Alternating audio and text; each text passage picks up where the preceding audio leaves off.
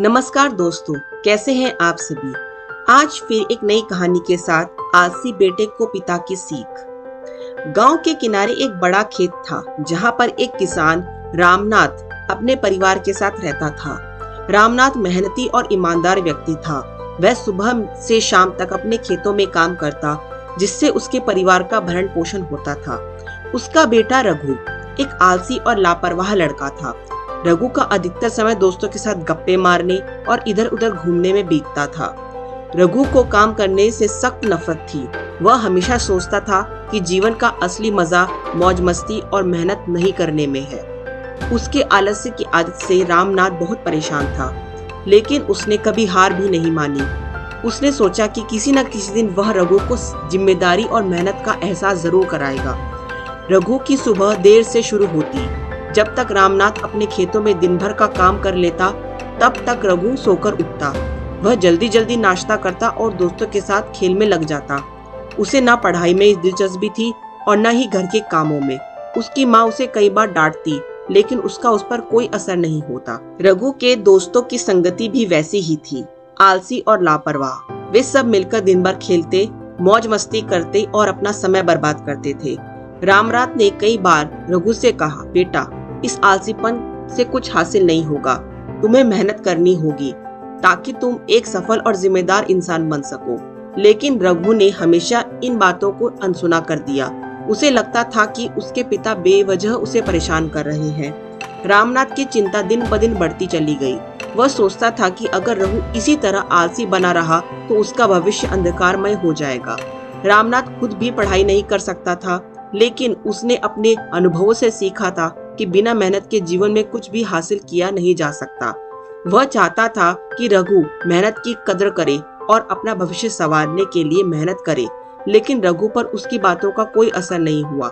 रामनाथ ने सोचा कि अब उसे कुछ ठोस कदम उठाना होगा। रघु को उसकी आलसी आदत से छुटकारा देना बहुत जरूरी है। मेहनत की अहमियत समझाना बहुत जरूरी है।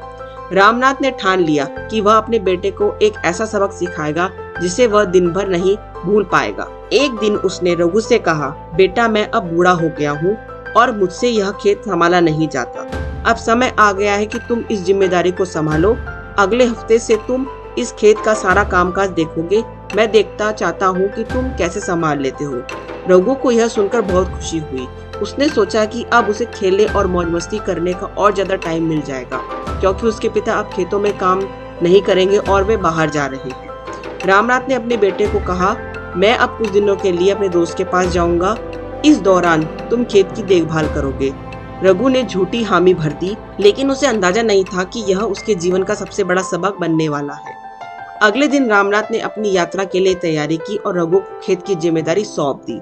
रघु ने अपने पिता को विदा किया और खुशी खुशी अपने दोस्तों के साथ चला गया। उसे लग रहा था कि अब वह अपने दोस्तों के साथ जी भर के समय बिताएगा।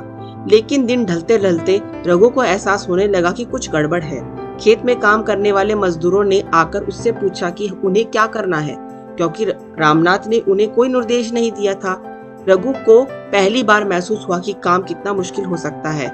वह बिल्कुल भी तैयार नहीं था। उसने सोचा था कि एक दिन की बात है, कोई फर्क नहीं पड़ेगा। उसने मजदूरों से कहा कि वे अपने हिसाब से जैसा करना हो कर सकते हैं, और वह कहकर घर जाकर सो गया। अगले दिन रघु ने देखा कि खेत में काम धीमा पड़ रहा है। फसलें सही से कट नहीं रही। कुछ जगह पर तो खेतों में पानी भी नहीं गया है। मजदूर भी बेपरवाह से काम कर रहे हैं, क्योंकि उन्हें सटीक निर्देश नहीं मिला था। रघु को समझ में आ गया था कि वह यह क्या करने वाला है।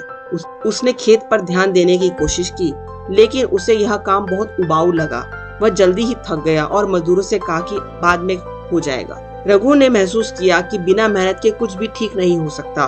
उसने सोचा कि यह सब काम कितना आसान होगा, लेकिन अब उसे महसूस हुआ कि उसके पिता कितनी मेहनत करते हैं। शाम तक खेत की हालत और भी खराब हो गई थी। मजदूर बिना सही निर्देश के काम करे जा रहे थे, जिससे खेत में नुकसान होने लगा। रघु रात को बिस्तर पर लेटा रहा, पर लेकिन उसे नींद नहीं आई। उसे अपने पिता की बात याद आई। उसने सोचा, पिताजी हमेशा कहते थे कि मेहनत ही सब कुछ है। शायद मैं गलत था। शायद मुझे काम पर गंभीरता से ध्यान देना चाहिए। उसे यह भी एहसास हुआ कि अगर उसने खेत की जिम्मेदारी ठीक से नहीं निभाई तो उसका पूरा परिवार मुश्किल में पड़ जाएगा। रघु को पहली बार अपने आलस पर शर्मिंदगी महसूस हुई। उसने तय किया कि अब वह अपनी जिम्मेदारियों को निभाएगा और उसे अपने पिता का मान रखना और खुद को जिम्मेदार बनाना था। अगले दिन रघु ने अपने मजदूरों को इकट्ठा किया, उन्हें काम की योजना बताई, उनसे अपनी गलती मानी और उनसे कहा कि वह पूरी मेहनत से काम करेगा। उसने खेत की हालत को निरीक्षण किया और मजदूरों को सही दिशा में काम करने के लिए निर्देश दिया।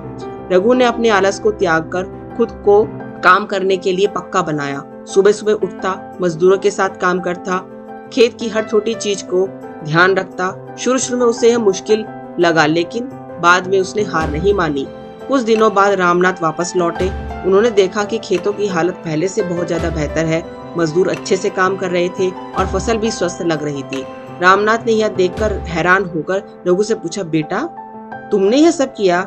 रघु ने सिर झुकाकर अपने पिता से माफी मांगी और कहा, पिताजी मुझे अब समझ में आ गया कि मेहनत के बिना कुछ भी हासिल किया जाना मुश्किल है। मैंने आपकी मेहनत को कभी नहीं समझा, लेकिन अब मैं जानता हूँ कि आप कितनी मेहनत करते हैं। मैं आलसी था, लेकिन अब मैंने अपने आलस को छोड़ दिया है। रामनाथ की आंखों में आंसू आ गए। उन्होंने रघु को गले लगाते हुए कहा, बेटा मुझे तुम पर गर्व है। मैंने सोचा था कि तुम यह सबक नहीं सीख पाओगे, लेकिन तुमने मुझे गलत साबित किया।